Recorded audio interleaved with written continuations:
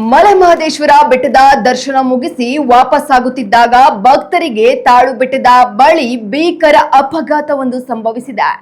ಹನೂರು ತಾಲೂಕಿನ ಆಲದ ಮರ ಕ್ರಾಸ್ ಬಳಿ ನಿಯಂತ್ರಣ ತಪ್ಪಿದ ಕೆಎಸ್ಆರ್ಟಿಸಿ ಬಸ್ ಪಲ್ಟಿಯಾಗಿದ್ದು, ಬಸ್ಸಿನಲ್ಲಿದ್ದ ನಿರ್ವಾಹಕಿ ಪದ್ಮಾವತಿ ಸೇರಿದಂತೆ ಸುಮಾರು 30ಕ್ಕೂ ಹೆಚ್ಚು ಪ್ರಯಾಣಿಕರು ಗಾಯಗೊಂಡಿದ್ದಾರೆ.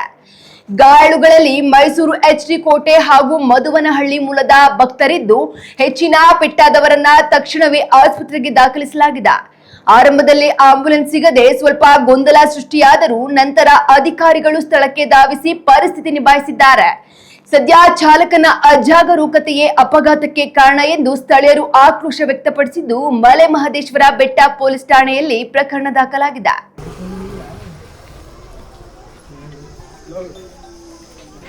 ಹೆಂಗಿದೆ